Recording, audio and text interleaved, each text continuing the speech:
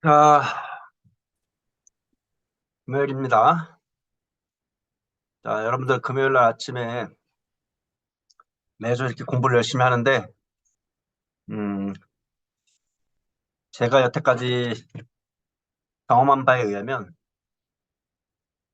에, 금요일 날 조금, 잔소리 같은 어드바이스인데, 적극적으로 하지 않으면 인생이 나아지지 않습니다. 예, 대표적으로 이런 세미나 때 그냥 듣기만 하면 그냥 머릿속을 스쳐가는 하나의 바람에 불과합니다. 모르면 질문하고, 알아도 그냥 영어 연습한다고 또 질문하고, 또 저 사람하고 뭐 관계라도 한번 만들어 봐야겠다 해갖고 질문하고, 그렇게 해야지 이 세미나가 도움이 될 거예요. 이 세미나는 여러분들한테 엄청난 지식을 준다기보다는 인스파이어링 정도 시켜주는 겁니다. 아, 세상에 이런 사람들이 있고 이런 연구들을 하고 있고, 사람들 이런 대학원 분야에서. Hello, Lulu. Hi, Professor Ku. How are you? How are you? Fine. Where are you? I'm at home, so it's 9 p.m. and in Philadelphia. Philadelphia. And I live in Jersey. So Thank you for accepting my request. And I even though we haven't met before, but I know you, who you are, and you are actively research on our field. And I want to thank you. meet you. Yeah, same here. Likewise, likewise. I've been wanting to meet you too. Actually, I think I know about you from my colleague. You know Dr. Yang, right? Yes. Yeah, I'm so excited to be here and glad that we can communicate with Zoom, even though we can't be there in person. So hopefully one day Yeah, you can be on Temple actually, campus. your And name is very fascinating, Lulu. Is it actual name or you made it? it's actual name. So because you will ask the same question for Dr. Yang, I guess. So because I originally from China, and in Chinese character is totally different. Okay. So that's why it becomes interesting when it translates into English, like it's the exact same, but it's not. So I blame my parents. Okay. No, you should honorable parents made a great distinct name. I think that's why you become a famous professor in the world, because of that Oh, name. well, I can pass along the word to my mom.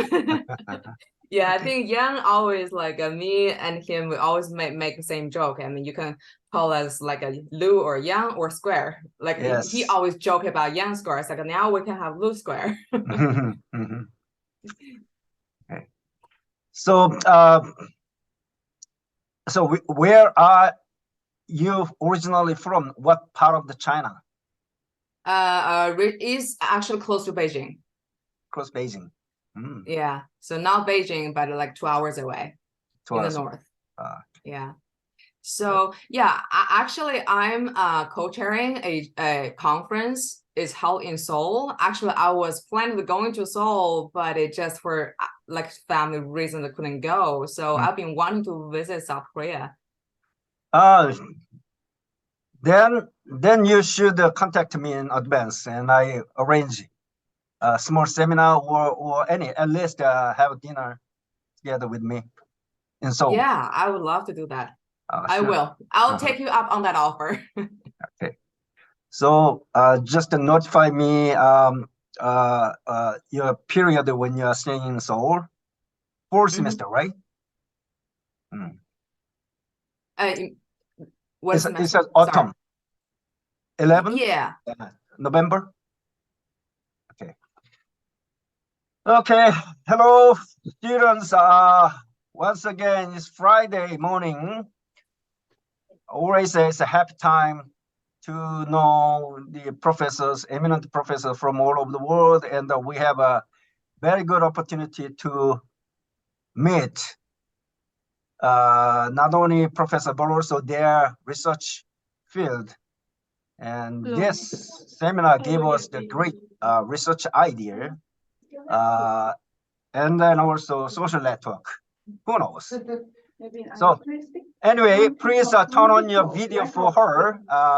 Professor Lulu, she has to present her papers for you. So actually, online education etiquette is open your face, just like a face-to-face meetings. Then it would be, good for each other side. Okay, I'm going to brief her bio briefly, and I give this stage to Dr. Lulu. Okay. Today I invite Dr. Lulu from Temple University. It's a temple, quiet place. Okay, she is now currently associate professor, also McGonigle research fellow at Temple University, which is probably she is appointed by her school because of her very good, research achievement. Anyway, our research focus is service interactions and marketing, food, beverage decision making. Good. And associate editor of Journal of Hospitality Tourism Technology, JHTT. Good. Wow. I just published my paper in the journal. Editorial board member of the following journals: Annals of Tourism Research. Wow. I submitting journal. Journal of Hospitality Tourism, good journal and research, and Journal of Hospitality Marketing and Management, JHMM, and Cornell Hospitality Quality.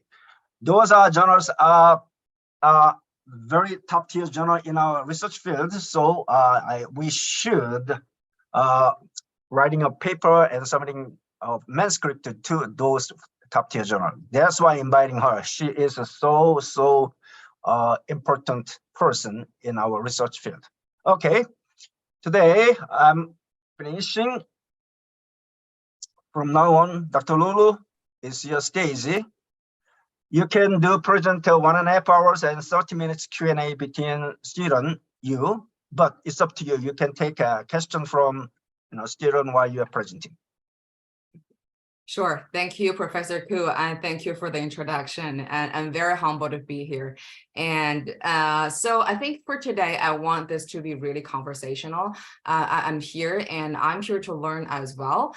For today, my plan is I'm not going to present any of my published work because you guys probably read a ton of papers. You can just simply read it. I'm going to present some of my ongoing projects. So if you happen to be the reviewer, cut me some slack, please. So it's fresh out of the oven. So Professor Koo, I'll just share my slides, I guess. Sure. Yeah, you can share the slide. Sure. Let me do this. Okay. Sharing. All right. Okay, great. Can everybody see the slides? All good? Okay, the slide. Okay. So today my topic, as you can see from the title, is about gamification. So this is an area of research that I have been working on for the past 1 or 2 years. So it's really about the interaction and how to apply gamification in hospitality interactions and to see how that influences the customer's behavioral outcome. So before I start the topic, just to briefly introduce me, I think Professor Koo has done a fantastic job. So you have my bio, and also I'm currently associate professor at the School of Sport Tourism and Hospitality at Temple University. And you guys are all very welcome to visit Philadelphia. And again, same here. If you guys happen to be on campus, let me know. I'd love to meet you. So let's go forward. So gamification, let's look at some examples. I believe we all are very familiar with the Starbucks game, right? And it's an international brand. And personally, I know I love to collect my stars and then redeem for another coffee or beverages or breakfast or whatever, right? So this is a primitive version of gamification. So you can see it's not technically a game, but it has this game-like component, right? So this is the initial version of gamification. So let's see what exactly is gamification. So I can see many participants here. And how many of you like to play video games? You can do a thumbs up or shake your hands, or I can see if there anybody. Video games? Nobody? We're all good students? Okay, I see some. This is great. So gamification is essentially different from playing games. It is derived from, video game context, but really it's a transformation of technology to become more game-like, to evoke like similar positive experiences. As we can think about the person who play games, like, all this excitement, the immersion, and the concrete challenges, all these positive experiences, right? And keep guiding a person towards a behavior. So the mechanism is very similar. But this one is rather a process of applying typical game-like components, like a point system or reward, or solving a problem, or having a competition into a non-game context or non-game activity. So it's not technically a game, but it's more about incorporating the game component to innovate a context, we can see business, education, marketing. So the essential goal is it'll help to keep the customers or keep users engaged and motivated. As I said, we have seen many examples. Let's say in education, for example. I'm not sure in your classroom whether you play games or not, but if you're here at Temple University, you probably see my colleagues, like they love to play like Kahoot, and the students love to participate. And once they see that page, land up, they just got so excited, and is part of the education experiences. And we also have seen gamification applied to game, business and sports context, and the marketing, or even finances, right? Because gamification can be applied into knowledge acquisition, like so help people learning. So things like that. So that's the idea. I have a question. Yes, absolutely. Like when you explained to us, gamification is a bit different that I expected. Actually, gamification, we assumed that is a kind of a play game and kind of get a score using of something, rule or whatever. But your definition or justification is kind of a process of a service from the beginning to the end, and it's kind of a digitalization process for the service model. Is that right? That is correct. So it's not from me, it's from the readings I've seen. So this is a really good point, and you have a really sharp observation. So I think the most confusing concept is how gamification is different from playing games. So there is a difference between serious game versus gamification. So gamification is more about applying those game components into a context. So it doesn't have to be a game. So of course it can be a game, like a serious game, right? And you create a game context. Now, we have been talking about a metaverse for a while. It's going to be a great, environment to create some real games, but also it can be just game-like activity. So it's really about applying the process and the mechanisms instead of simply just borrowing a game. Thank you. So am I answer your question, Professor Cooper? Oh, yeah, absolutely.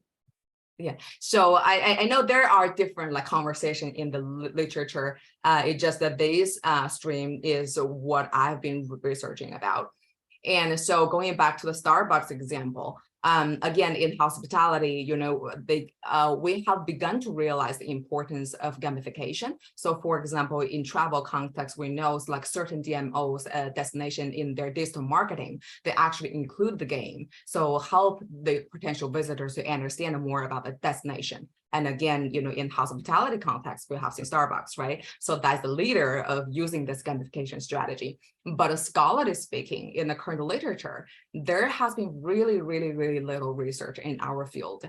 So first, to examine gamification and also validate its utilization in our field is mechanisms and also how it influences behavior. So there's a strong call in the current literature, especially in our field. So let's move forward. So why gamification in hospitality? So what essentially what the regional motivation that drove me to explore this idea.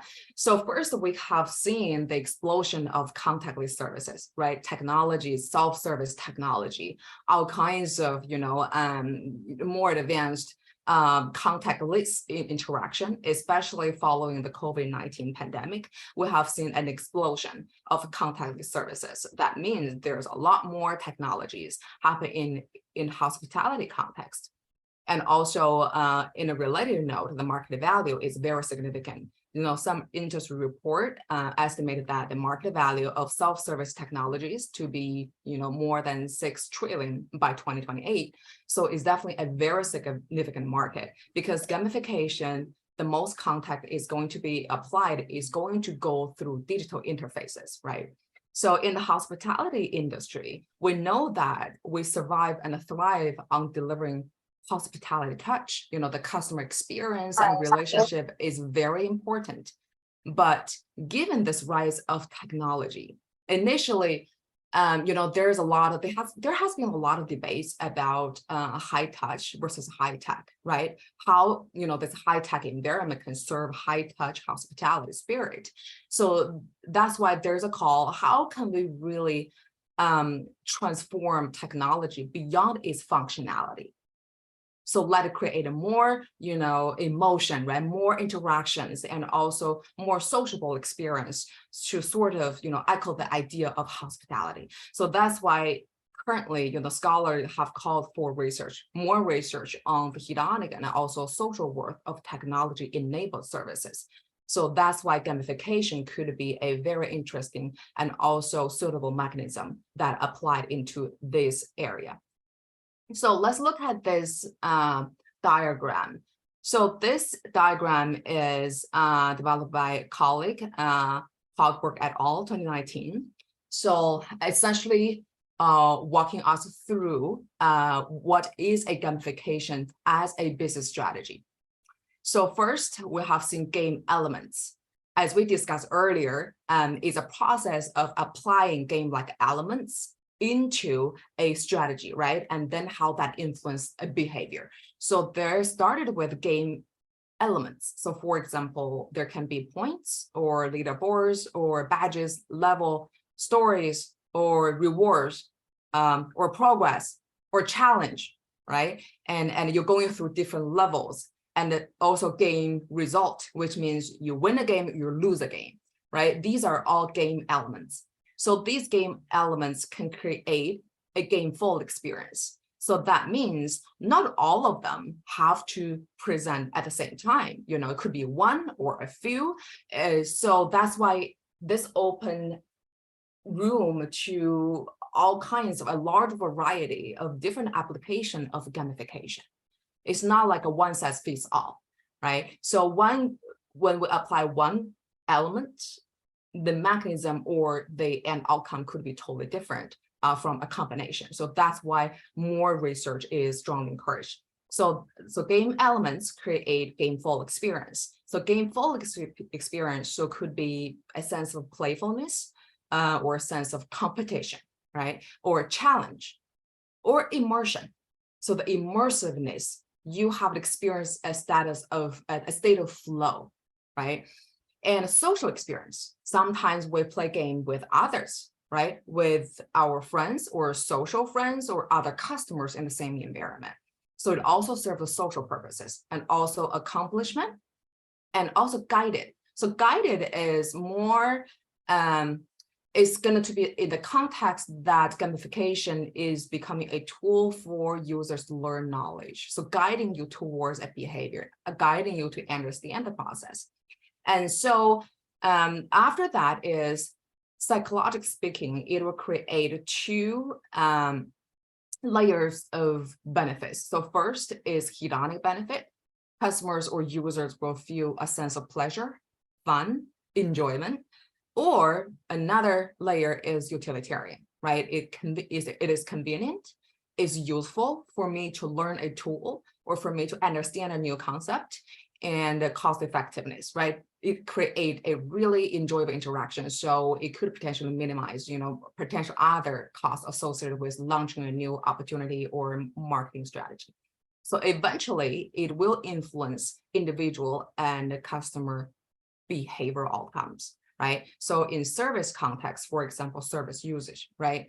How likely are you going to continue to use this product, right? Or repurchase, or brand awareness, right? By playing games, you have get more knowledge about the brand, more awareness, or any targeted behavior you want to associate your game with.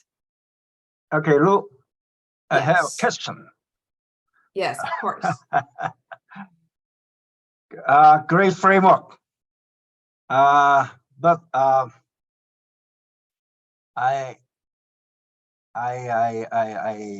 have a question about the gameplay experience. You know, Friedberg et al. 2019. It was about 4 years ago. Framework. Actually, framework, it doesn't matter how old it is, but the good thing is good. But however, the question I raise, you know, game experience has been changed fastly due to the new technology development, such as metaverse, such as ChatGPT. Probably, metaverse world and ChatGPT is one of the phenomenon revolutionary technology development at this moment. Probably gameplay experience might be also affected by those two phenomena, you know, technological revolution. Then we have to add some other variables into that framework game experience, such as what else? I don't know, but anyway. And another one, psychological outcomes. You divide the two, hedonic benefits and utilitarian benefit, which is a two aspect as categorized. It's very traditional one, but as you know, sometimes consumers hesitate or reactant toward the something suggested by providers. Means I don't want, but they keep providing something something to me consciously, unconsciously. Probably psychological outcomes should be another one, like hate or don't like or sick and tired of sort of things, because that is only good benefit side. But gamification may be arousal, negative side as well. What do you think? Oh, I totally agree. So your first point is very well taken. Actually, I've been working on this metaverse project lately, and you just when you mentioned it, it was like, yes. So in the metaverse, one thing out of this framework has been emphasized a lot is immersion. So it's really this virtual environment, especially with innovative technologies, you know, with AR, VR, XR, and other 3D technologies. And when we create games in this environment, it offers this full immersion. So customer can really participate in this digital replica of the real experiments. So this is a really good, perspective. I totally agree. And second of all, with the negative side, I also see the same. That's why, you know, gamification literature, there are so many different perspectives. So this one is relatively more comprehensive. That's why I put it right here. And I totally agree with you, because nowadays I have seen some business, they abuse gamification. So for example, as you mentioned, they keep giving you the push, right? It's keep coming. So to such an extent that customers are going to be really worried about that. And also, if you go to restaurants, sometimes they charge you to play a game. Yes. So you don't know you're going to be charged until the end. You see this tablet, and you see it's cool, and let me play with it, and in the end you're charged. So that is definitely something negative. We should. I agree. Yeah, that is really a good perspective. I totally agree. I wish there is a more comprehensive framework, you know, from either the positive and the negative. Probably that is another research project, so we can collaborate. Good. So yeah, I'll go Mr. Professor Koo and Lulu, can I interrupt a little? Oh, yeah, because of yeah, I'm course. sorry, because this is the start part, but for me it looks like the gamification is a very new word, but I think it's a kind of a part of marketing section to approach the customer. So I'm wondering that how it's different as a part of the research section. How can it be different? It looks like you are not in the marketing section, it looks like. So I'm a little confused. How can I distinguish it? Great. So let me paraphrase. So your question is about how gamification applied in hospitality is different from marketing field, right? Right. Yeah. So I would say is quite similar. I really don't think this is a completely field or discipline centric approach. I do see the connection between two fields, marketing and hospitality. The reason I think is really promising for our field is, as we mentioned earlier, this technology explosion in our field is the current trend, but also hospitality, we thrive on delivering the human touch, the pleasure, the fun, the enjoyment, rather than, I'm talking to a machine, right? So it's really give us and also practitioners some limitation to further engage with customers. And not to mention, the current labor challenges. I'm not sure about how South Korea, the current situation is, but at least, from the North American side, we have seen this large, massive, great resignation after COVID-19, especially in the hospitality field. So we really are in a current shortage of workers and the right people to really deliver this hospitality touch. So that's why this another conundrum right now, given the rise of technology and also decrease of human touch, how do we really still create a pleasant and enjoyable experience to customers and stay engaged? So it's really the context has added to, the necessity of this research stream. But going back to your original question, personally, I don't think gamification, the mechanism-wise, us in hospitality tourism is completely different from marketing. I don't think so. It's just my very humble 2 cents. Thank you very much. Yeah, of course. Very good question. So I'll just go brief with this it's actually two big projects, and each project has multiple studies. And as I indicated, it's still ongoing project. So that's why for confidentiality purposes, I will eliminate some statistics, but also I would appreciate everyone just keep this for your own purposes, because I do want to bring something really fresh. And so we really can have a dialogue and discussion rather than presenting some of my published work, right? So that's why, I may keep something like a brief, especially the methodology wise. So let's jump into it. So the first part is the first context is in the restaurant context. So gamification in restaurants and menu in interaction. So essentially, this part is in a menu ordering context, as you can see right here. Or as we can see in the restaurant, especially we go to QSR, quick service restaurant, fast food, or fast casual places, we have seen, tablets, we have seen kiosks, or when we place online ordering, right, we just use web browsers. So we have seen many technology-enabled services in menu ordering in the restaurant context. So this study is looking at the gamification effect in this particular dining context. So particularly about when you place your menu order through a digital interface. So study 1 in this project, we're looking at the gamification effect. So as I indicated early on, there's really little study to validate the effectiveness of gamification in hospitality. So first, the job, we need to validate there is an effect, right? It does work. And study 2, we're looking at how do we design a gamified experience, a gamified menu interaction for positive behavioral outcomes.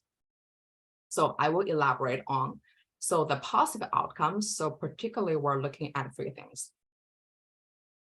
So in the menu ordering process, according to the gamification theory, so those are the 3 behavior variables we're looking at in this study. So impulsive purchase, essentially how much you're likely to order something new. You're willing to try, you order something totally unplanned, you become a little bit impulsive, just like impulsive shopping, right? Second is word of mouth.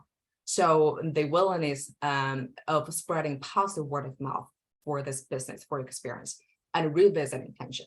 So how likely you're going to visit this business again as a result of having a gamified experience when you place a menu order. So these are the three variables throughout the two studies in this project. Dr. Lu. Yes, Professor. Question. Yes. You only focus on impulsive purchase. Why? We have a planned purchase, but why you put the impulsive purchase as a variable into your context? Mm-hmm. So this is a really good question. This is actually related to the fundamental theory about gamification, because part of the experience, it elicit excitement and joy, and that emotion component is a very important driver of impulsive purchase. So this is unique from an average purchase intention. So that's why we want to bring this uniqueness that related to gamification to further delve into this context. So practically, so in addition to the theory-driven side, practically is also interesting for the business to look at, right? Mm. So whether gamification can really trigger impulsive purchase. Okay, good. So this is the Thank reason. You. Thank you for the question. Thank you. Very sharp, very good questions. No. I've been researching on that area as well. So. I see. That's why I'm saying here. I'm here to learn. I'm here to learn. Nowadays, I feel like, especially our doctoral students, they're so brilliant. There's so many great ideas that they're actually like your framework is very legitimate and worthwhile. And I also like a gamification or a digital nudge. Those kind of actually bring attention from customer impulsively, and we want to measure actually that the gamification process will drive the people or engage the people impulsively. Impulsive is actually is additional one beyond the planned one.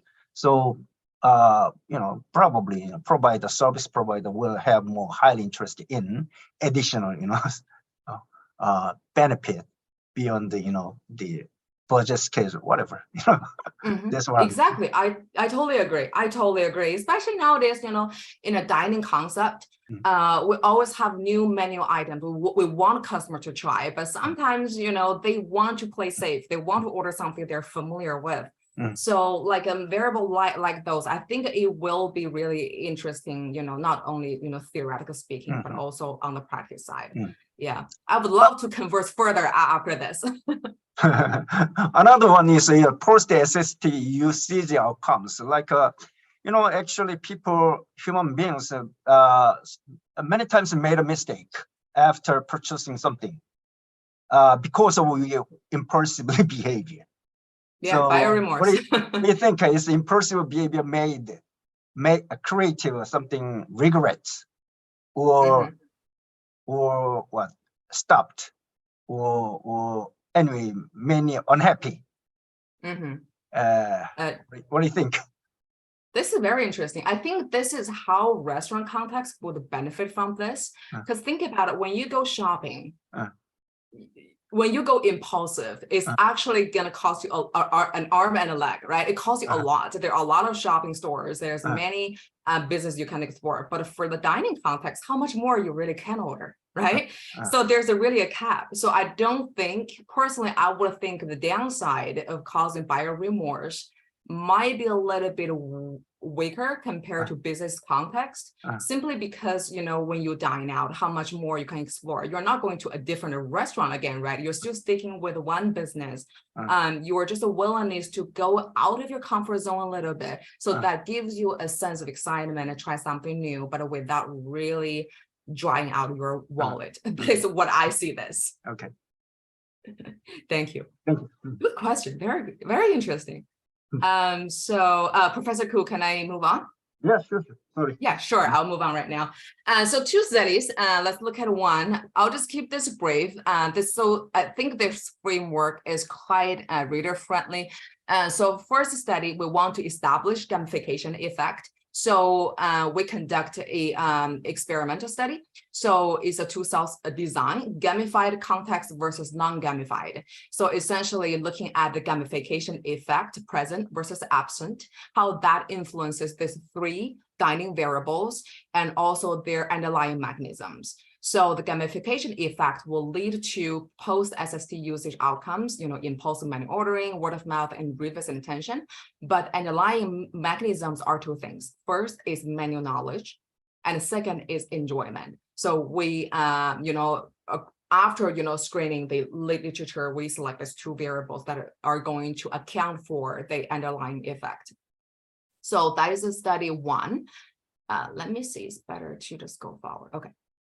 Let me stick with here. So let me just introduce study 2 really quick so we can look at the methodology, because methodology speaking, these 2 studies are similar, just we're examining different effects. So in study 2, so again, of course, for study 1, we successfully established the gamification effect. So study 2 is really looking at more nuances. So for example, after a dig into the literature, we found the game result play a major role influencing customers, behavioral outcomes. So either win or lose. Let's say when you create a game, and many times it will involve winning or losing as a game result. So normally winners, winning a game will lead to better outcomes. So that is a main effect. So is a game result, how game result influence the 3 outcome variables.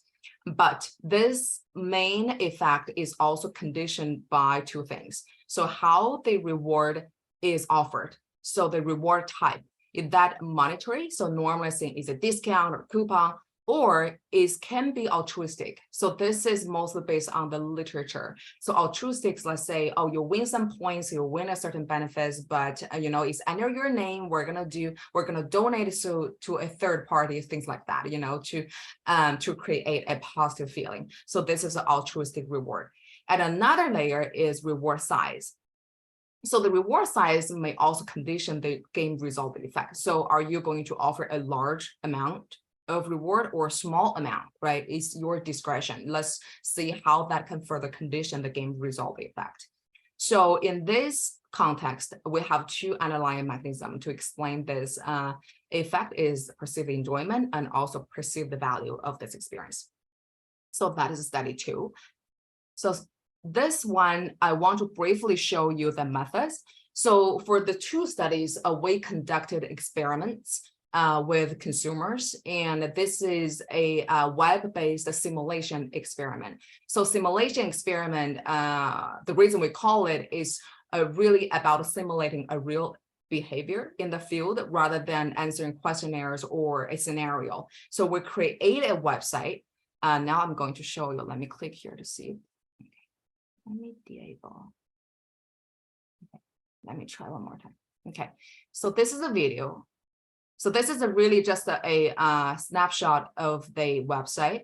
So you can see when you click in, log in, you will be exposed to instructions that you're going to play a game. You can click to start.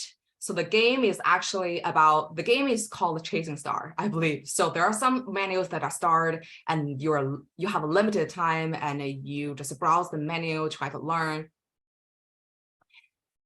And then, okay, that's 1 minute. And afterwards, you play a game, and then you start to play an order. Where after the participant, they really just use this website to replace a food order. They look at different categories, food, right, salads, drinks. Yeah, everything is there. So they can select, add to their order, add to their cart, and then finally check out. And you can see the exact total amount they ordered. Okay, that's it. So wow. This is a very short clip of the website that we created. So hopefully this will give you a sense, why we call it simulation. So yes, of course, at the beginning, we'll give them instructions or picture or whatever to tell them, this is a restaurant dining concept and what you're going to do. And then they will participate in the simulation, and they actually place their order and drag different things, as you can see. And they played actual games, they real games. So for the time's sake, I'll just make this very simple. So the game they played is a quiz game. So they actually quizzed on quite a few things about the menu, what did you see, and then whether you answered right or wrong, plus things like that. So it's really fun. So these two things, here, as you just saw before, is menu order and behavior, and those are the game component. So we were really fortunate, actually. We were really lucky because it's a very tricky experience to create the game that at a comfort level that customers don't feel too much challenge, because that'll create another issue. So hopefully our goal is to lead to real winning and losing. I mean, the number of winners and losers to be similar. So we were really fortunate. We got an almost equal split. So that was good. So that is the experience. So afterwards, okay, so this is the result. I'll briefly go through this. So first, as I indicated, we successfully established the gamification effect. So as you can see, folks who play the game, they actually ordered something unusual. They actually spend more. Yeah, we didn't report actual spending, but I remember they spend more. We have that data. And they are more likely to spread more positive word of mouth, and they're more likely to revisit. So these are all successful, the main effect. And the mediation effect only significant for enjoyment. So manual knowledge is not a mediator. But in addition, we also propose manual knowledge as a necessary condition for the impulsive menu ordering behavior. So I'm going to go really slow here. So this additional effect is not a mediation effect, is a necessary condition effect. So we conduct additional analysis. It's called NCA, so necessary condition analysis. So it's based on a necessity logic. So which means manual knowledge has to be there in order to trigger manual ordering behavior. So it's not like the traditional sufficiency-based logic. Oh, the more knowledge, the more manual ordering. No, it's not like that. That is based on the sufficient logic. We test it based on the necessity logic. So in order to initiate an impulsive manual behavior, you have to have manual knowledge. So knowledge has to be there. So that is additional founding based on the NCA analysis. So yeah, one support, one is not, the mediation effect. So on this page is about study 2. So going back here, I'm going to go back really quick. If you still remember study 2. So study 2, we're looking at the game result effect, the main effect, and also 2 other moderator. So they reward size and also reward type. So let's look at what's going on here, study 2. So in study 2, so the first, the top 2 figures, there are about the reward type. So monetary reward, as you can see, and altruistic reward. So first of all, the main effect of game result is all significant. As you can see, winners, they all express the more positive evaluation in terms of enjoyment, perceived value in their experience. So there's a consistent main effect of game result. Winning is better than losing. So on top of that, when we look at the type of reward, it's interesting that you can see when it's altruistic. So you win an award for others, then game result does not matter. So statistically speaking, it is the same. So it doesn't matter, the main effect disappeared when you offer altruistic reward. But when you offer a monetary reward, so the winners still is better than the losers, okay, in their response to enjoyment and perceived value. So that is a type of reward. So what's more interesting is the size of a reward. So we did offer small size versus large size, and the manipulation was all successful, was really neat and clean, no issue. But the result actually revealed the reward size does not matter. So regardless of small or large reward, the effect has been consistent. So there's no moderate effect of reward size. So I'll hold 1 second here, because what's interesting is later on when I present my second project, another serial study, you will see the reason why. So about the size. So looks like by applying gamification, normally we would believe the large reward would lead to a better outcome, but looks like in here, when gamification is in place, the reward size effect does not really play a significant role. Okay, question. Yes, Professor Cook. Great result. I have two comments. One is like a monetary reward. The condition when monetary reward is give much more enjoyment. It sounds reasonable. And loss is not much difference. But how about this? Monetary is gaining, and what about if we set a condition is losing? Like okay, reward is gaining. How about the why? How about we lose something big versus the gain and loss? Because of monetary and altruistic is something, emotional or something, support or whatever. So that is my first question. Second question is like a size. Large size, small size reward. I don't know how much the big large size is and the small size is. But if we set the real large bigger than this original one, probably feels different. I don't know how much you made a gap between small and large. But real large, like a 2000, and I don't know how much that big is. Anyway, that's my second comment. What do you think?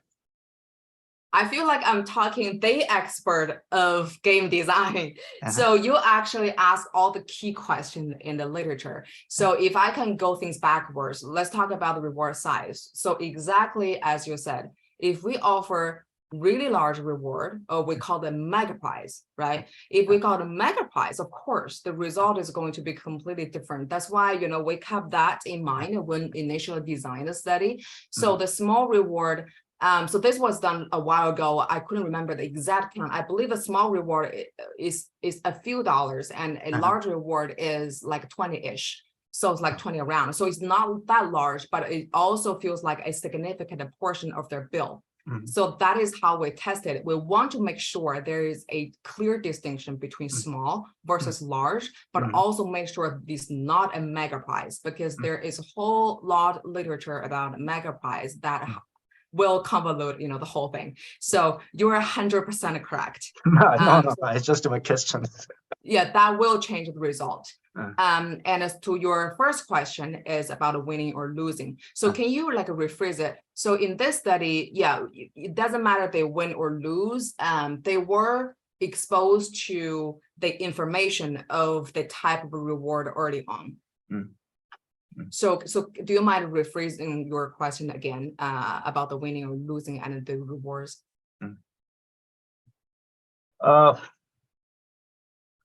People feel more horrible when they lose something. So if we give in advance the monetary reward, and then get the point out of that, the made reward. Do you understand what I'm saying? And then feel much more like, oh, I got reward from the initial moment, but if they take my one out of my pocket, then feel different. That's my That's a really good point. hypothesis. Yeah. So in that case, I think there is a whole stream of literature about SDT, especially in this context, when you play for fun or when you play for the incentive, right?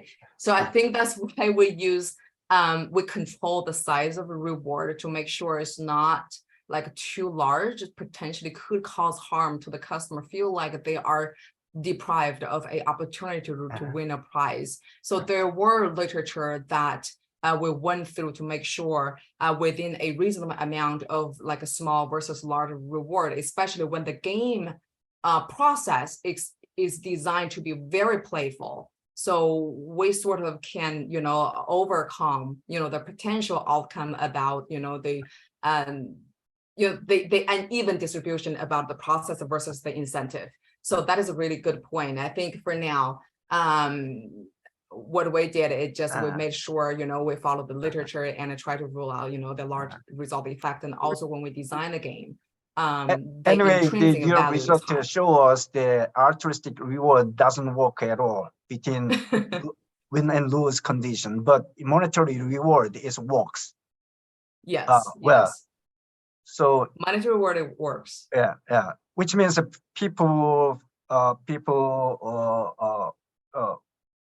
behave different when they got something and lose something, rather than an altruistic, behavior when they, go to the restaurant bar. Oh, that's what I'm thinking. Anyway, if I are a reviewer, I will ask it like that. Yeah, that's actually very interesting, because the fact that when you play for others, you really don't care about winning or losing.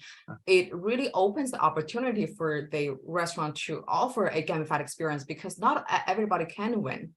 And this reminds me of the other project actually I was working on for a marketing journal. It was in a totally business retailing context. What was interesting for that one is losing is better, because so I don't mind, disclosing the results, because no, since we're talking about this, just a question and comment about that result. So don't consume too much.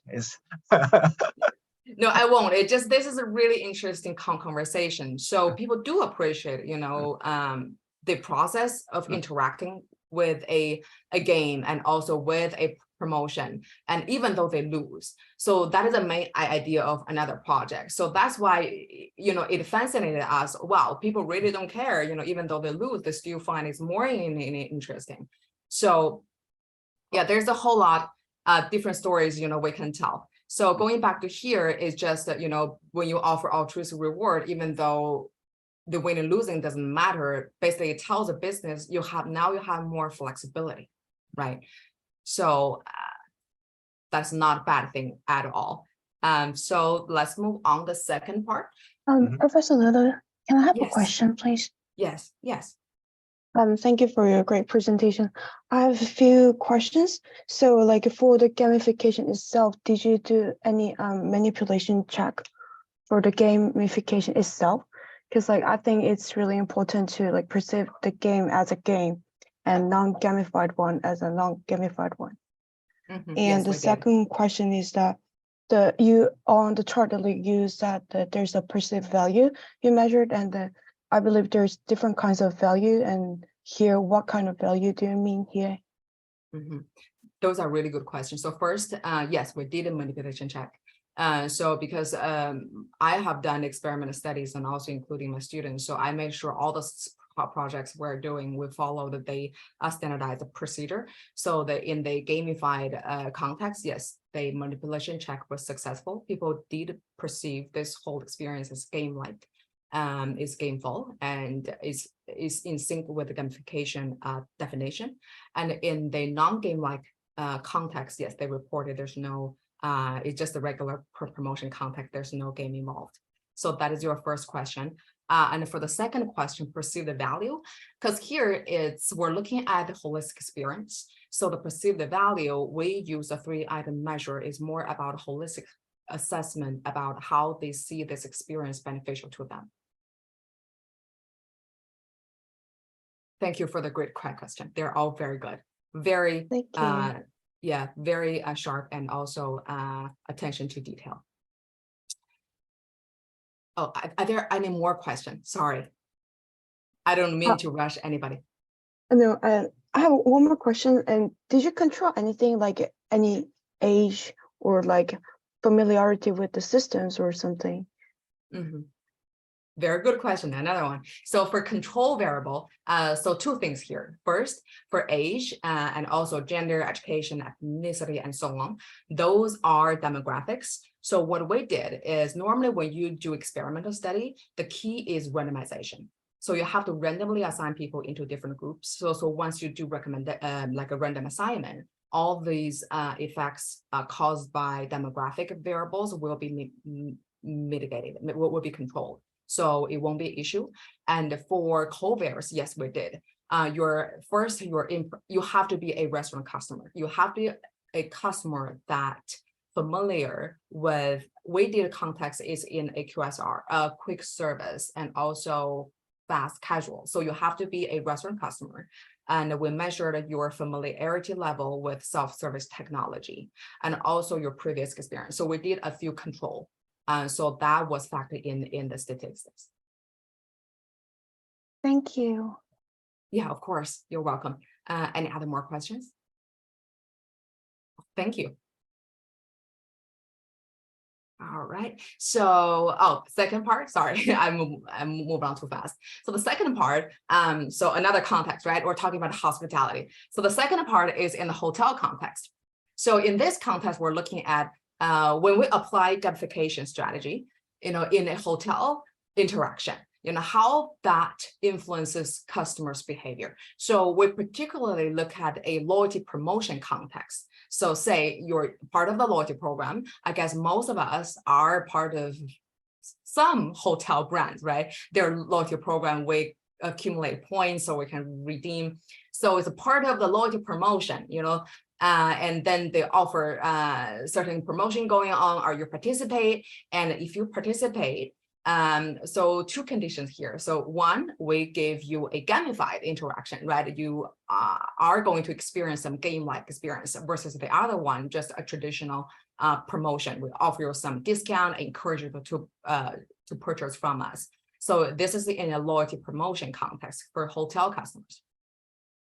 So just a little bit of background, why we chose this context. So first, of course, we want to establish as a series of projects, I want to look at the gamification effect, but that's not enough. And the second of all, when we look at the hotel context, we know loyalty programs are very important. It has been the central strategy for hotel brands to retain customers, right? To fight against the competition.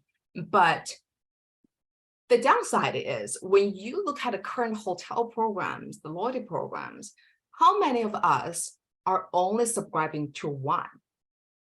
No, I have two. I think I probably have three. So the issue is, first of all, the current hotel loyalty program is still based on a shop, earn, redeem model, right? You buy and you earn points and then you redeem. That's it. It's quite traditional, right? And second of all, looking at how many loyalty programs you are associated with, are we having a true loyalty here? It's open to question. And I believe, our doctoral students and also, of course, our distinguished professors, we have read a whole bunch of articles about what is true loyalty versus repetitive, behavior, right? They're totally different thing. And another thing from the industry is actually there are some statistics showing customer satisfaction with our hotel's loyalty program is not that great. So it's only a small portion of customers saying that they are very happy, where they're satisfied with the current loyalty programs compared to other contexts like credit cards, grocery stores, airlines, and it looks like we are falling behind. So again, looking at our current hospitality customers, the guest needs have really evolved beyond, earning points, chasing points. We're looking for more experiential, right? Experiential benefits. As I mentioned earlier, when your customers simultaneously belong to multiple programs, do you think we really are winning their loyalty? Are we winning their heart? It's really open to questions. So that's why many studies have indicated that the current loyalty rewards, sometimes they fail to delight customers, to create that experience and also the sensation customers really want to receive. And also considering the rising cost of running a loyalty program, think about if you only use the model of giving away discounts. That is the only approach to attract your customer. That is additional cost to the current budget. So just waiving all these background into consideration, we want to innovate the current loyalty program promotion by incorporating gamification. So essentially, a gamified interaction, by theory, is supposed to create positive experiences, right? And more potentially, it can guide customers toward certain behavior. And also, this is a key in this study. According to a scope insensitivity theory, customers could become less sensitive to the exact format of reward, could be less sensitive about receiving reward when there is gamification in place. So I will elaborate later on what do we mean by insensitive to reward. So that is a little background. Let's move to, this is the basic outline of two studies. So there are two studies involved. First, the same old rule, we have to establish gamification effect. We can't assume, okay, it works for a restaurant, it'll work for hotels. I don't know. We don't know. So first we establish gamification effect, and at the same time, we examine whether gamification will desensitize customers' response to reward size. And a second study, the gamification effect, whether it can desensitize customer responses to preferential treatment. So let me explain what do we mean by scope insensitivity. So this is a theory we adopt to explain this effect. So overall, this project is about gamification induced reward insensitivity effect. So in plain language is when gamification is in place, customers are less sensitive to reward. So potentially the positive side is when you become less sensitive, of course, it gives business more wiggle room, right? It gives us more power to design the experience. But going back to the theory right here, this is scope insensitive theory. So it's based on information processing. So basically information processing built on based on dual process models. So we distinguish between two psychological process by which people might assess the value of a particular target, either by rule-based assessment or by affect-based assessment. So when people go by rule-based assessment, that is when you evaluate a target, valuation by calculation. So you are very much calculistic. So for example, I can bring the example later. So let me explain first. So first, rule-based is based on calculation. So on the other hand, when it's affect-based is valuation by feelings. That is when affect is introduced. So as you can see, it's not a linear relationship, it's curvilinear, right? So now let's look at an real example about the theory. So this is one of the articles they apply, the scope insensitivity theory. I believe is a good illustration of what a theory look like. So essentially, that study was about whether how applying affect will influence people's donation behavior. So looking at two things. So the overall context is, okay, how much you're willing to donate to save Panda. So that was that study. So when there is affect induced, right, it's an affect-based evaluation. There is a photo of a cute panda and there are other like affect cues involved, so create a affect-based valuation, right? Versus the other category is rule-based. So simply asking you how much are you willing to donate. So the background is, is on average, if you want to save one panda, you donate $11. And how much are you willing to donate to save 1 versus 4? So in the rule-based evaluation, as you can see, there's no affect. So people are quite straightforward with their willingness to donate 1 panda, people willing to donate like 11. Of course, people willing to donate 44 if they want to say 4. So it's quite linear, right? The other hand is more affect. So people are actually willing to donate more, simply say 1 panda, but they do not necessarily go up in the same ratio when there are more panda involved. So that reflects the curve right here. So when affect is involved, really people are really insensitive. It desensitizes people in their response to the scope of a target. So I hope that makes sense. So in our study, so gamification could mirror this context of a affect-based valuation. So when gamification involved, so we hypothesize it can desensitize customers' responses to loyalty rewards, right? How many rewards I'm earning right here. Okay, gamification could desensitize it. So we operationalize this in 2 studies. So in study 1, about the reward size, okay? A larger reward versus a small reward, okay? Gamification, does it really desensitize it?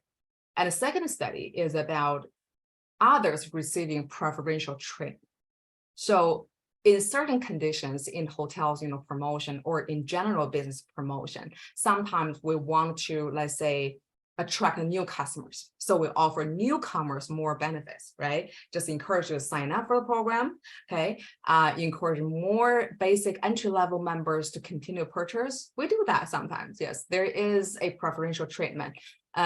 Or we have preferential treatment to our high status customers, our loyal customers, right? To encourage for the purchase. So it's often, promotions will involve preferential treatment. So in study 2 is the context is how customers will respond to a preferential treatment that favors other group.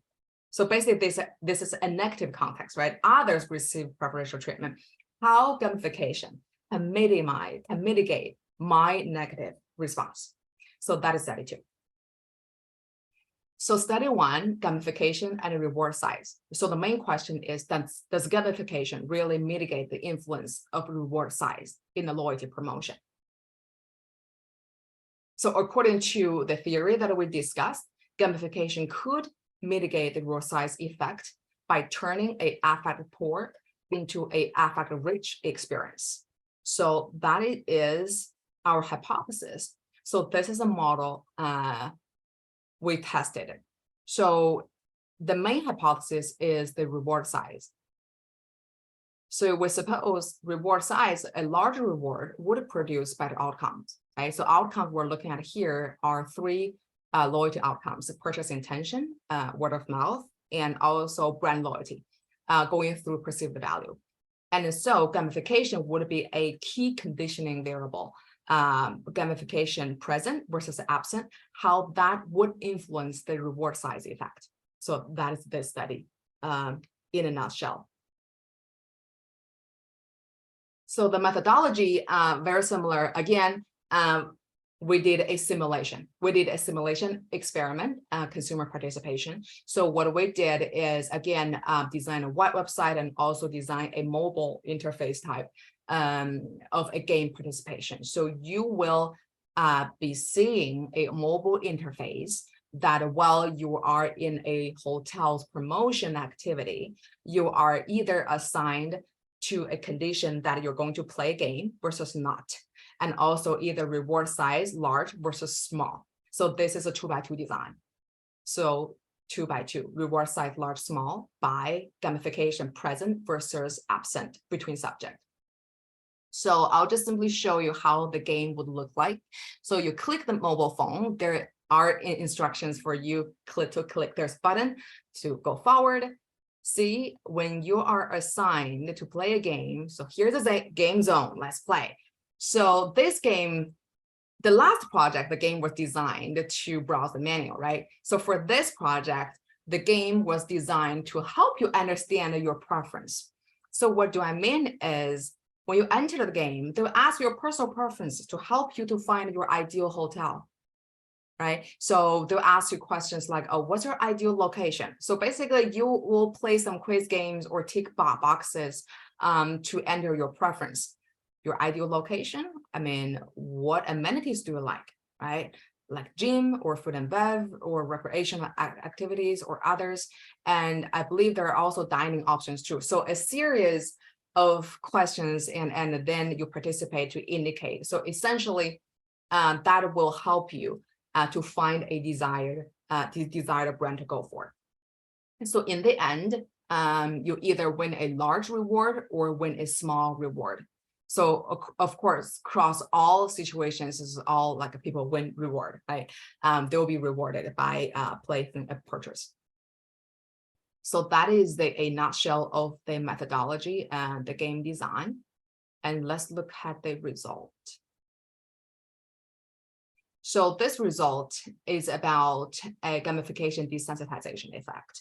As we can see, interestingly, if we look at the top three, so this is a non-gamified condition.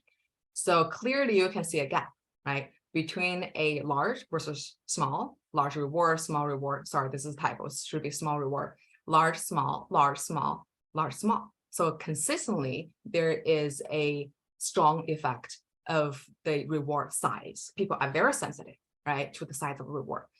But when gamification is in place, it significantly weakened the reward size effect. So the gaps are much, much smaller and even disappeared. So we're really happy. So the hypothesis was approved. And then further, we tested, the mechanism, people perceive the value in this process. So it was successful as well on 3 outcomes: purchase intention, word of mouth, and a brand loyalty. So the picture is quite clean. So I'll stop here. Any questions before I move on? Good. I have a question. Like panda. As a panda, it's very treasure, in the world. Mm-hmm. So if you show the panda, the image, and I think people feel sorry, which means altruistic mind. So like the reward by the value-based or utilitarian-based, which is okay. But I think the altruistic you mentioned earlier, the altruistic, goes up a lot rather than only utilitarian value. So if you show like a panda and without the panda image, this is quite natural. But panda remind me of something more altruistic, behavior, because of I feel sorry about the panda. The number of pandas getting smaller and smaller. So I want to save the panda in this world. That would be different. What do you think? Professor Ku, you're really kind. You're very kind. Okay. So first of all, that was the study that from another paper that I borrowed. I believe they did a manipulation check on their experimental condition when they use photos, whether that did elicit positive feelings. People, so in their study, according to the authors, they believe the first reaction was they believe the panda is adorable. It's very adorable, very cute. So there's a lot of positive feelings involved. So that was a study, but I can't exactly recall whether they measured the altruistic intention in that case. I think that might be something interesting. I agree with you. I mean, I think I'm personally biased because I originally came from a place that we do have panda. So I think that would be something to consider and also statistically control for. So like the example I adopted, when we are flying, I mean, airline, the students in Asian Airlines show us, students, they persuade us to put small points into the bucket and they said this is UN something, UN whatever, WTO? and save the world or save the children or whatever.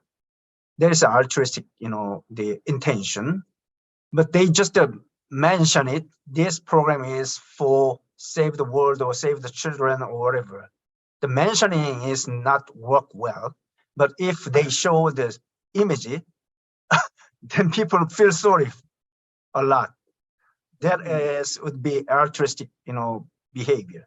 So something like a panda is a treasure, and we showing that, and there might be, people behave differently in case of whatever, yeah. That makes sense, actually. I mean, if altruistically speaking, that is introduced, is also part of a positive affect to me. So I think it's also an interesting perspective to see what kind of affect that is introduced. Because that paper was quite brief. They're simply talking about, a positive emotion about, this reaction to the figure of the panda. But from your perspective, I think if altruistic feelings are involved, like we feel sorry and we want to help, that also could be considered affect-based too. Yes. That is just my very humble 2 cents. And also panda is a symbol of China, and Chinese people and the world people would be different. So I'm not a Chinese, but if I Chinese, probably we feel more sorry than the Western people. In that case, world renowned, the treasure. If the panda is world renowned image to the world people, probably the artistic behavior is the same with Chinese people. If Chinese people react further, that means still panda is only belong to Chinese people. What do you think? That's a good point. That's a good point. Just like I remember whenever I go to DC, the Washington DC, the National Zoo, I feel very different. I mean, my feelings are really mixed when I see the panda there. So not only I'm a tourist, I think they're cute, but also I feel like, oh, I wish they have a good life here. So there are feelings involved. Yes. I do agree. Yeah. So hopefully, I mean, there's a opportunity that like we continue to talk about this. I think there are today, I think I really enjoy the conversation. I mean, with this short amount of time, I have really good questions already. So Professor Ku had to talk. So I'll move on. I'm almost done. I'm going to be done really quick. So this is study 2. So study 2, we're looking at whether gamification can mitigate the negative consequences of having preferential treatment in a loyalty promotion. So again, is others having preferential treatment. So the idea is whether gamification can mitigate a negative consequences associated with that. So here the theory we're based off is, when we make a comparison, and earned benefits leads to a sense of unfairness. So when other group members receive better benefits, especially when you are high status, high loyal customers, we call it high status customer in this case. So based on the points you earned based on your tier in the system, your high status. So especially for high status customers, when lower tier status customers receive better benefits, they have a strong feeling of being unfairly treated. So there is a whole stream of literature in the marketing. They're talking about the lucky loyalty effect. So the high status customer even believe they deserve better luck. So when the activity is totally based on chances and a random, like a lucky draw type of thing, they still believe they deserve better luck. So it's very interesting. So anyway, so going back to here, the idea is when there is a preferential treatment involved, high status customers will feel more unfair when low status customers receive better rewards than the other way around. So the other way around would be low status customers, when they see high status customers receive better rewards in this process. So for high status people, they have more negative response in this case. So that is one gamification would be interesting here. So it is hypothesized that since gamification can desensitize consumers' negative responses, so we believe it will cause a significant shift in high status customers respond to this negative event. So this is a model we're looking at. So when there is preferential treatment involved, so to high status customers or to low status customers, so basically is a customer status effect, right? We hypothesize first, the high status people, they're more likely to perceive, more unfairness and, further lead to the loyalty outcomes, more likely to switch, less behavioral loyalty or less, more negative word of mouth compared to low status people. And the gamification here can desensitize high status customers effect in this case. So that is in a nutshell, particularly looking at, high status customers in this case. So again, is a 2x2 design. So customer status, high versus low, when the other group earn better reward, and versus gamification present versus absent. So it's 2x2 between subject design. And we randomly assign people to, different participant groups, and people who are assigned to a gamification context will play game. So the game is very similar to what we just saw. All right, so here's the result. So here. So first of all, main effect wise, it's very clear. We see that high status members, they consistently report more negative response due to the preferential treatment favoring low status customers. So the main factor was quite clear. So high status people are more negative in this event. So when gamification applies here, what we found is interesting.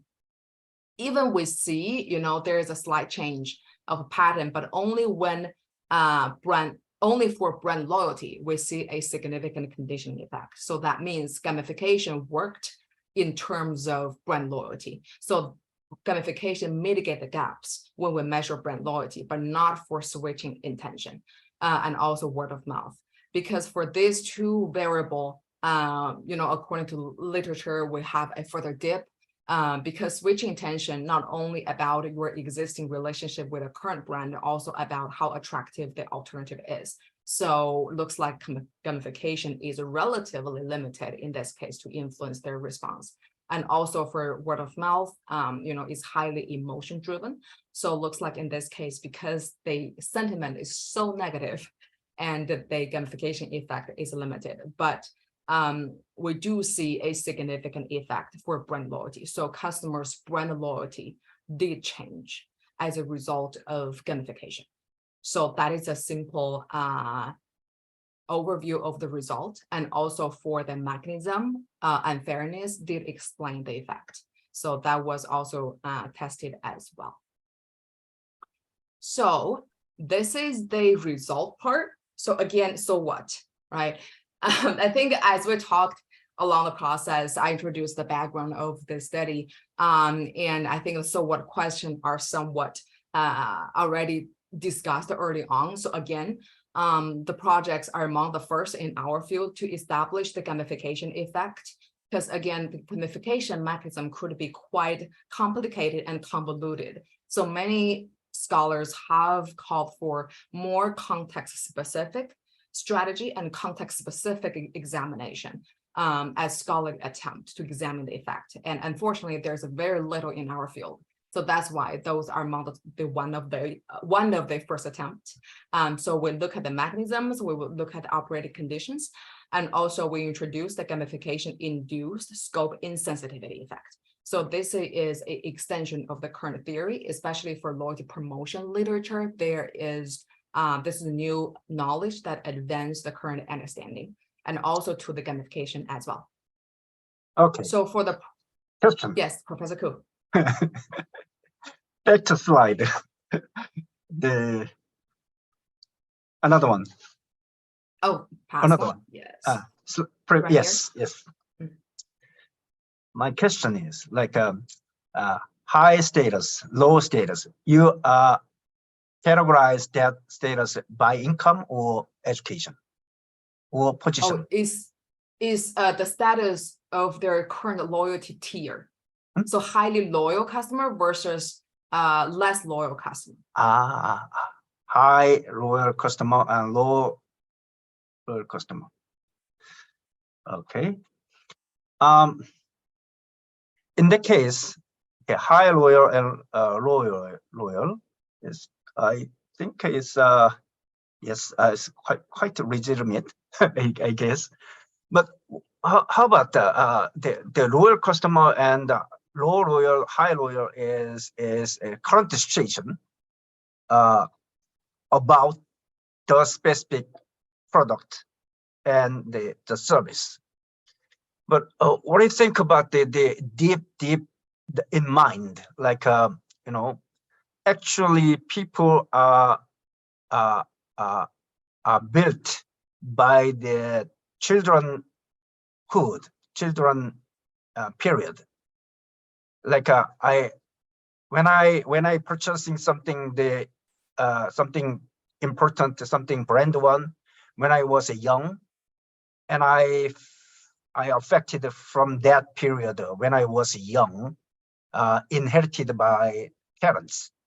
So even though they are grown up, and even though they are grown up and not money enough, and they still purchasing the branded one because of they accustomed to use branded product when they were young.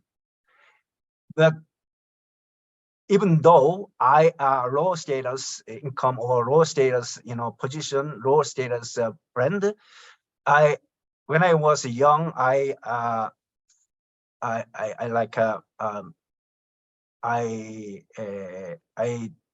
don't have such experience in that time because of the low income or parents not rich enough. And now,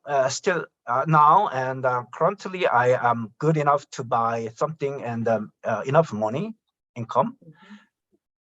But regardless high and low royalty, that decision and psychological effect might be caused by the long history of personal histories when they were young. What do you think? I believe that's a really good point to discuss. So first of all, there are two things involved. In this specific study in the context, loyalty is more about based on consumers' prior investment. It's different than what you mentioned. Like if I have a personal bond, right? I feel I'm bonding with this brand from my childhood memory, from my family tradition. So that is more affective. It's more of a emotion state or a brand, or we can even talk about brand love, that type of association involved. But here is more about your prior effort, your investment, because the current literature, most when they use high status, low status, they measure based on your prior purchase to such an extent you accumulate your points, right? Or you're ranked in this hotels like a loyalty program. Let's say you're a platinum member versus you're an entry-level member. So it's purely based on your purchase. So I would say there could be somewhat overlap, right? There could be somewhat overlap, say high status customer, not only they invest more as a financial investment from purchase, but also I have my childhood memories, or I have family bonding with this friend. It could be. I think that could be a case, and I think that should be controlled for. Yes, but in this study, control or moderating, if like your result, brand loyalty, in that case, high status, absolutely is obvious, and the gamification also obvious. So actually, when do the research, obvious result is not fun. That's the problem. Even though the design is very well and result is fine, but the obvious result, so through my experience so far, it's an obvious result, and then suddenly changing because of due to something the like a childhood or income base or parents, whatever. And so we have to make the result change because of other reason. Then review like. Just my comment. Don't take it too serious. I think it's actually good. I think we possibly can run some additional, if we can redo the study, I definitely would collect additional response about their emotion, like their brand love, and also emotion connection with the brand instead of just high or low. I think that will part of clarify the picture. Thank you for bringing that up. I really appreciate that. That's a really good comment. Okay. Professor Lu, yes. I have a similar question about the previous one. Because when for me, if I choose some kind of hotel, that I consider many issues like a distance, location, service, everything.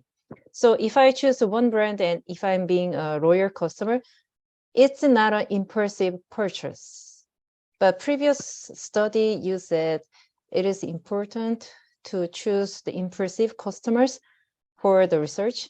So I'm little have a question that your research this time, why because the hotel business, like airline business, there is very intensive purchase when they choose some kind of a brand or some kind of a timeline, location. So it is a little different participants section.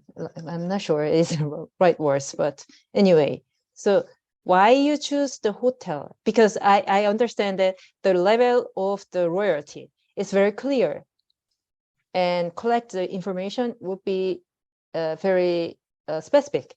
But at the same time, they are they really consider many things on their purchasing. So it could be very different. It is. And also that I think on a higher level speaking, methodological speaking, experimental study is known for its internal validity, right? It has a limitation of external validity, even though the effect is really strong. That is only one aspect we're looking at. I do agree that in reality, gamification cannot change the whole purchase decision. But the point of this idea is we want to test a theory, at least in this context, at that moment, when customers are trying to play a purchase, does that really have an incremental increase, incremental influence in customers' response behavior? Because really, at least as an experimental researcher, I don't think it can tackle all, but at least for this one specific effect, we want to make sure we have the solid founding to approve that. But I do agree, in a real purchase context, I don't think it can solve that real world noisiness to direct customers' behavior to this one thing. I do think other factors should be considered. I do agree. Thank you very much. So other questions? Very nice, very nice. Okay, good. All right, so I think, this is my last page. I think, again, just briefly speaking, practice-wise, as we already talked, the study does provide a marketing intelligence for guest engagement and retention, at least in our field. Give practitioners some food for thought, how they actually design a gamified experience, how they involve this new strategy in their business environment. And again, as Dr. Ku mentioned, and also we chatted about the metaverse, yes, it's going to open another whole world of the gamification strategy. So it just, this project hopefully will serve one of the first project that can open that dialogue. And also, practically speaking, it provides one of the solutions to existing challenges of the current loyalty programs. For example, how do you launch rewards is rather complicated. So by having customers becoming less sensitive to the exact reward, you do offer, you do have more power to create more experiences that you want without constantly exhaust your financial line. So it does provide some implication to that sense. And so again, in the end, we establish additional theory to the gamification literature, specifically the reward insensitive effect. So it has been consistent and across all studies. So hopefully that will advance knowledge in the field. So I think that is the end. So that's the end of my presentation. Okay, now, let's play the game. Let's play a game. Exactly. So again, keep in mind, it doesn't have to be a video game. So Okay. it's just the components. So it's very fun. So Okay. now I think I'm ready to entertain more questions or comments or anything. Sure. I can help. Okay, students, you can ask not only the research, but also other personal, not personal, you know, is a career or professional career, whatever. Okay.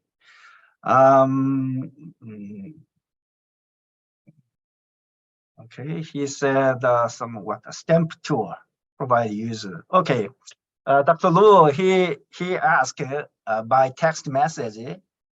He designed the smart tourism platform for a certain city in Korea, which utilize various where character and incorporate element of Pokemon Go game and stamp tour to provide users with a mobile wear campaign during their travel in the city. The concept is currently under development and preparing to launch a service in May. Once the service is launched, I'll let you know. Thank you. Please let me know. I'm really excited about that. So as I mentioned, I believe Thailand, they design a game, their DMO design a game to encourage visitor participation. And also similar, I think Brazil, the Brazil government also create, like they're trying to incorporate gamification in their digital marketing as well. So I would more than happy to check that out. So please do let me know. Mr. Lee, he received this very huge project from government, and he's doing this project with the city, and he developed this kind of gamification actual business model in the city. Oh, Professor Lee? The student Lee. Oh, the student Lee. Very impressive, very impressive. Okay, and other students, you may ask something, whatever, you know. Oh, okay. Very nice. Chatbot. Yes, chatbot gamification looks like it's a natural combination. That's very cool. I feel like the students are really talented. Are Professor Koo, if you don't mind, I'm asking, are we all doctoral students? No. They are all mixed. This class is very unique. Doctoral and master degree from diverse disciplines. So we have several disciplines from management, social science, and politics science, even natural engineering science. Oh, very impressive. Very impressive. So now it's like it really fosters interdisciplinary collaboration. It's really rare. Yes. Yeah, it's really rare to see in this type of forum. That's really good. Very impressive. So I see. So you're encouraging our students to do the research actively. I hope so, because it's really interesting. It's yeah, I remember one of the questions we always got to ask, you know, being a researcher, you know, why you guys are interested in research, why become a professor? I remember always like student ask, because I think one of the answers that I always see is, I mean, to me, I mean, if I'm doing the same thing all day long, I'll get bored. But think about, we're not going to do any research project the same way as we do previously, right? We're always embarking on something new. That's very exciting. So I do encourage students to do research if they are not, I mean, if they are intrinsically interested. That's right. That's right. Yeah. So one more question. Okay. Hey, Matt. She's from Myanmar. Hello, Professor. I think you're reading the test questions in the chat. Yeah. So I think if you answer after you answer that questions, I will ask you a few questions after that. Oh, sure. Yes, I did see a question about metaverse. So can these marketing techniques be seen as examples of gamification? For example, you can play a store in the metaverse to get a discount coupon, or get a picture of a tattoo, you can get a drink. So I would say metaverse can really empower more complicated games. That will, if that is in real world operation, that would be I would say a borderline of gamification, because again, if you buy and you earn like a coupon and you redeem, is rather a primitive version of gamification. And since many businesses are already doing so, it has less flavor of gamification. So I would say in metaverse store, there are more opportunity to really create a game. So I would say you guys can check out Louis Vuitton. That brand launched a game. It's really popular. It's called the Louis the Game. It's called Louis the Game. So the characters are encouraged to, so basically the idea, they're trying to celebrate their 200th birthday. Is to explore the iconic history of Louis Vuitton. So the character was playing that game. We're doing all kinds of adventurous activities. So I would say in the metaverse, technically a gameful experience could be more gameful. There were more games involved, more experiences, more like a treasure hunt, that type of thing. So it could be a little bit more advanced. Yes, I agree with you. The metaverse world is a virtual world, and we can be better manipulated using our avatar and marketing techniques and the social, connection and network. So there's a bunch of this kind of marketing experiment in metaverse world. I guess you guys, you have a lot of the opportunity in metaverse. Metaverse is just a providing platform and focusing on virtual reality. Is pretty much IT perspective rather than marketing perspective. So I think we need to elaborate marketing perspective on avatars and on social interaction and gamification, price and design, image, whatever. There's a lot of issues over there, I guess. Okay. Yeah, so Professor, thank you for sharing the interesting subjects. And I have two questions for that. Yeah, the first one is like, how do you conduct the external validity? So perhaps like I may miss some part of your presentations, but I really want to know about that. How do you propose the external validity? And another question is like, can you also change the context, not only in the hospitality, but also in the social media? Like for example, can I give you?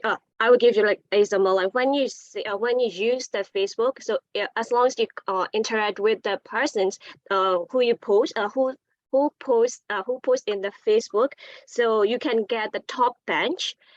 So that makes also motivated using that social media. So can we also, but there is no like win or lose. But so in that case, can you also use that effect, gamification effect in that social media background? Yeah, this is my two questions. Yeah, very good. So to answer your first question, external validity. So as I mentioned earlier, compared to other methodology, experimental studies are known for very strong internal validity. But how we establish external validity is through realism measure. So we have, so first, when you create materials and when you design the whole methods, you have to make sure there are enough context from the field and people can't feel foreign about it. So it needs a lot of like a field-based design of the materials and also questions and things go on. And second of all, when we conduct the study, we did measure how participants perceive their experience in our study reflects their real world setting. So a few questions, let's say how easy for you to imagine this in the real life, and like things like those, a few questions list, we call them realism check. So the score were very high. So when you achieve high score on that, so it's another layer of assurance. There is external validity. So that is the first question. For the second, I really do think you can make it work. I think the reason gamification become really interesting and become really trendy these years is because it can really be applied across the board. So as I mentioned earlier, in education, in finance, in marketing, so social media is part of the marketing, and even in environmental studies. I was chatting with my colleague. We were both awarded with fellowship, but she in our school, and she was from a different college, and I was talking about my gamification project. She was talking about her environmental project, but we were just chatting. I mean, she really can use gamification to provide the knowledge for users, to learn the process, how to engage in more environmentally friendly behavior. Because gamification is a mechanism that can be applied into different contexts. So I really don't think this is a hospitality thing. I don't think so. It's how gamification can be applied into different contexts, but I do encourage that because gamification is so dense in terms of its elements and processes and outcomes, we do need firsthand knowledge, to claim an effect, if you believe there is any. Very good questions. Yes, I agree. Very good question, especially external validity. In this kind of a marketing experiment, we need extra work for external validity. If we include the external validity in the real world, that would be go to the first tier, journal. Mm-hmm. Absolutely. Good. Okay, other questions? Mr. Junior.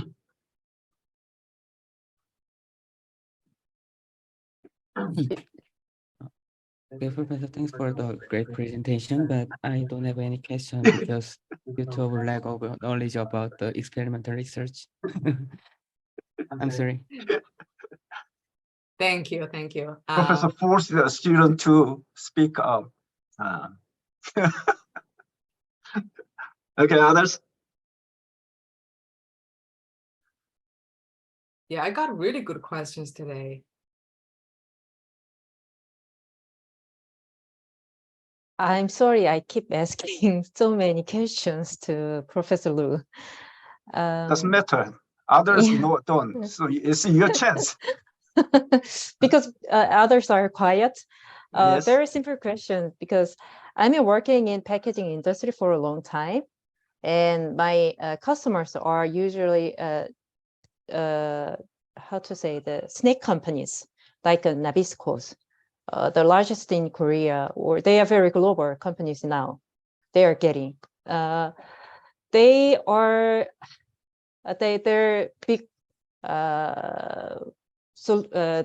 Their big question about the marketing. One of the marketing is they try to do something like the gamification.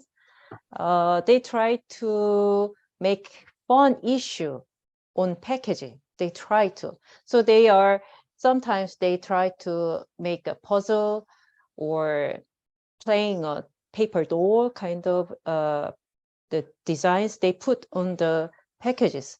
But that's not enough. And I think their bosses are giving a pressure to drive the customers to their website or kind of getting some informations. They put the QR code on the package, and then they try to make a kind of a game on their website, but the customers are not interested. Just the package companies are having a hard and big pressure on the process of the process, the making the process. So my question is, you are talking about the big industry like a hotel, restaurant, and using the website, mobile.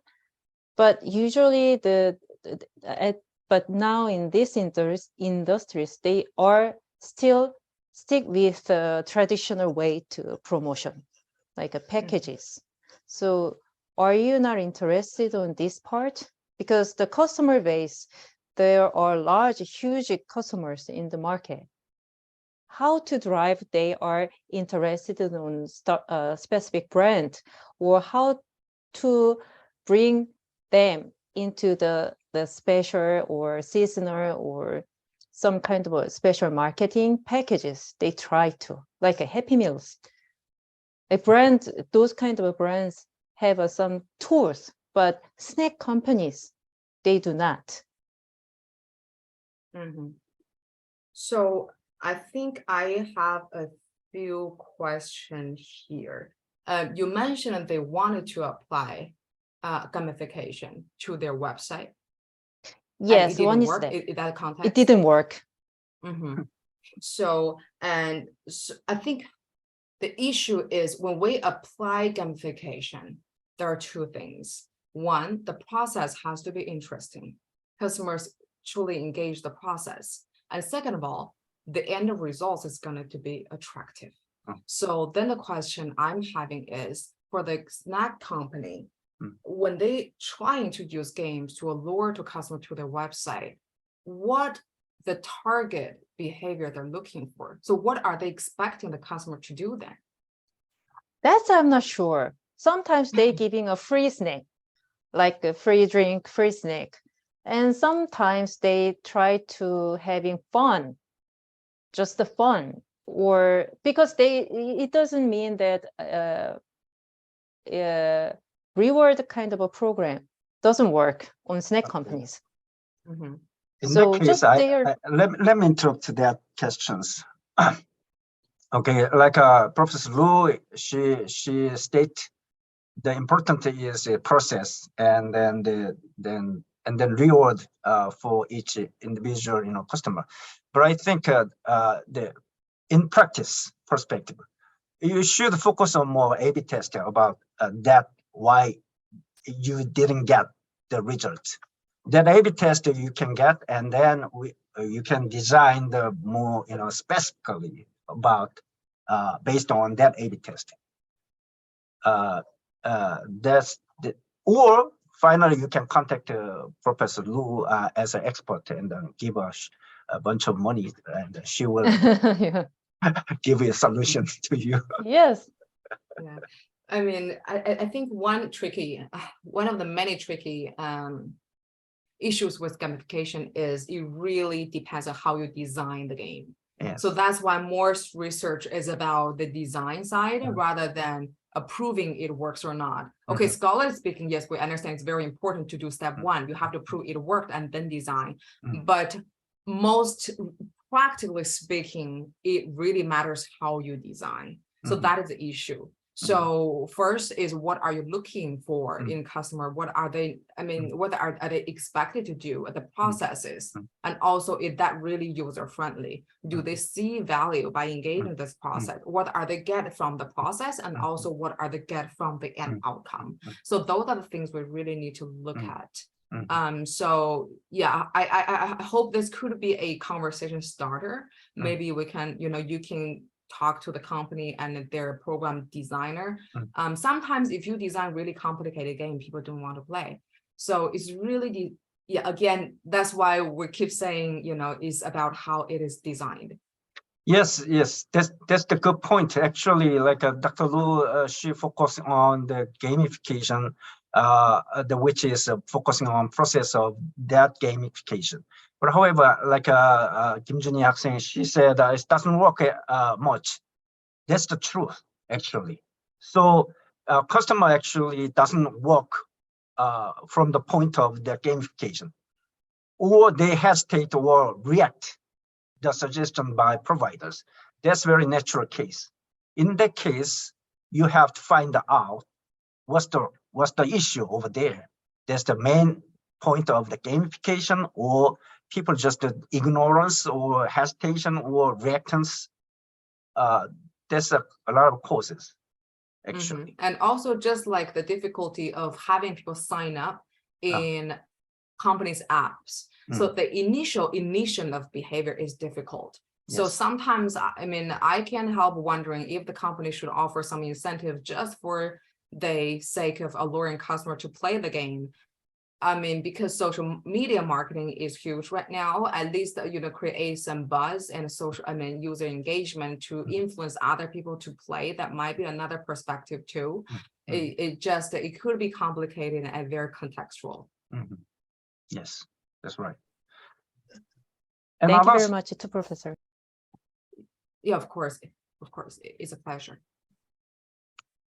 I see more question, one more here. Key asked me to come in comment.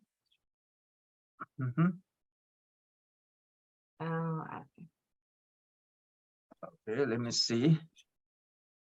Very important topic. Now we're talking about inclusion. Very good. So for the elderly, yes, I do think this is a very valid question. Not only elderly, I mean, say I'm doing gamification research, but as a person, I do not play games. See, so this is also about individual differences too. I mean, your technology readiness, whether you're tech savvy, I think that it does play a role. So I don't, let me see what the exact question. So I don't think, so is there any direction for gamification for those who are vulnerable to information or technology? I see. So I think this is one of the directions companies can work on. Again, when they design the games, so that's why the levels of challenge is very important. So first you have to know your audience. Who are you targeting? So if you know your major target market is comprised of majority technology challenged people, you may want to forgo the idea or design a very, very simple, easy game. So that is one, how you operationalize it with a simpler version. And second of all, is about the relate of the content. So let's say for younger generation, we may be interested in the more trendy stuff, right? I mean, maybe for the elderly or depending on the market, really delve into their needs and wants. I would say marketing wise, starting with your target customer, what are they potentially could be interested in? So for example, the elderly or the retiree, I mean, they could be interested in, a leisure vacation, or they could be interested in where they're going to retire, or like the conversation happening in their life, and then using that conversation then built into the game design. So that may create certain level of relevance because they can see is directly applied to them. So that's why when we design for this project, when we design for the hotel game, as you guys can see, it's totally different from the restaurant game. It's about helping you to understand your preferences when you stay at a hotel, and at a restaurant it'll help you understand the menu. So the content is totally different. So in that case, I would say starting with your customer, understand their challenges and understand their needs and wants, and create and build content around that. That's right. Good. Other students? I see one more question here. I just came up with gamification could be a tactic of nudge. Exactly. It could be a nudge. How it can be linked each other in terms of cognition and perception. So if I understand your question right, so gamification does have a very important component, is to help you learn. So it's a process and a mechanism that lower the initial barrier for you to acquire knowledge. So when you participate in the, let's say, a context-based, a competition-based, or a playfulness as a context, you're more likely or more motivated to learn the knowledge. So perception and cognition-wise, that is a tool for knowledge acquisition. So that is why finance companies use gamification to help their client and customers gain basic financial knowledges, or like we see different apps that use that gamification for you to learn your fitness goals or fitness agenda or nutrition based stuff. So that could be a learning tool. So I hope I answer your question, but if not, feel free to type more. You know what? Her question is based on her field and research field. These days, I work with her about digital knowledge. Actually, in overall, gamification, digital knowledge is all about psychological action and reaction and behavior. So gamification is focusing on reward something that way, but digital knowledge is including that reward and also semiotics and imagery, more simple base. So anyway, is in general, like a gamification and the nudge would be converged somehow. Mm-hmm. Yeah, especially when you reinforce positive behavior, when you want to encourage. Mm-hmm. So yes, interesting. I think there's two words like nudge versus sludge. So, very interesting. Very interesting. Okay. Dr. Luo is a 2 hours seminar is not easy. Thank you very much your contribution for our student and our school. One last comment.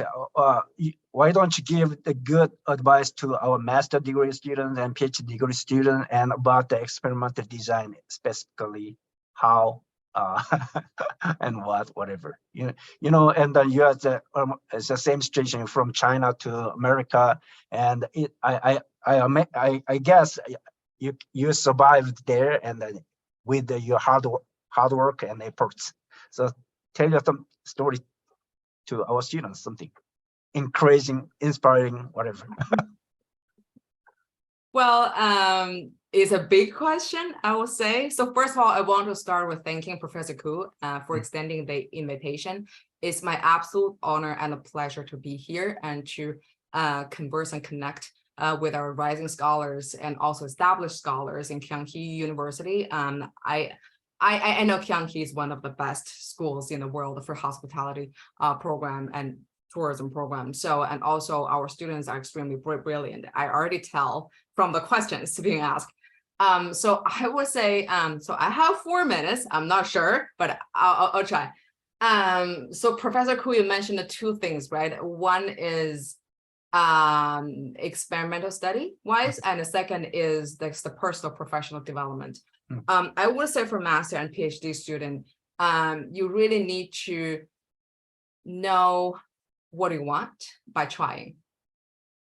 So just looking back on so many years of experience, the place I'm at right now is no way I could foresee years ago. So I would say is learning while doing, while reflecting upon what you really want and really pursue your goal fearlessly. And if you're a scholar, I will say stay inquisitive, be curious. And I know we have a lot of work to do. I understand the work ethics simply by telling from my Korean colleagues, and also my doctoral student is Korean too. I know you guys work extremely hard, but also I want to make sure that that you give some space to yourself and also give yourself space to stay curious, to stay inquisitive. As a scholar, that is very important. That intrinsic motive will sustain your research longevity and also your wellness as well.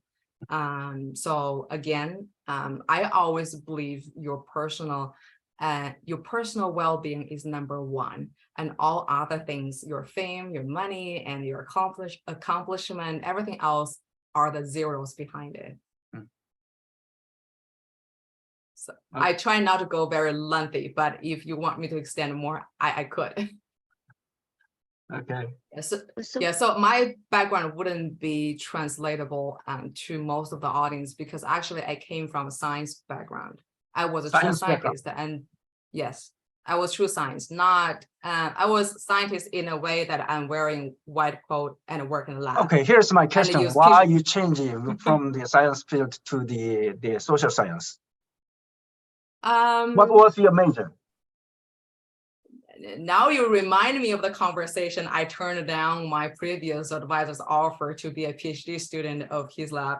And I pursued a PhD in hospitality. But anyway, I think when you pursue an area like deep enough, you'll find out what should be the best for you. I feel like I'm more interested in the human side of hospitality rather than the particle and the molecule side of food science. Okay.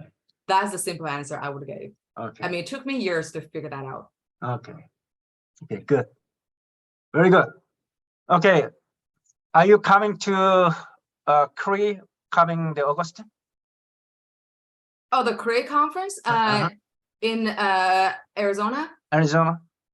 Are you coming? Yes, I am Yeah. coming. Okay, let's see. Okay, good. Because initially I wasn't planning, but yeah, I mean, because we have this research marathon, I have like I'm engaged with JHTR, so I'm their experienced scholar, so I have to be there as a basically a faculty judge. I mean, to participate in that, so I have to go.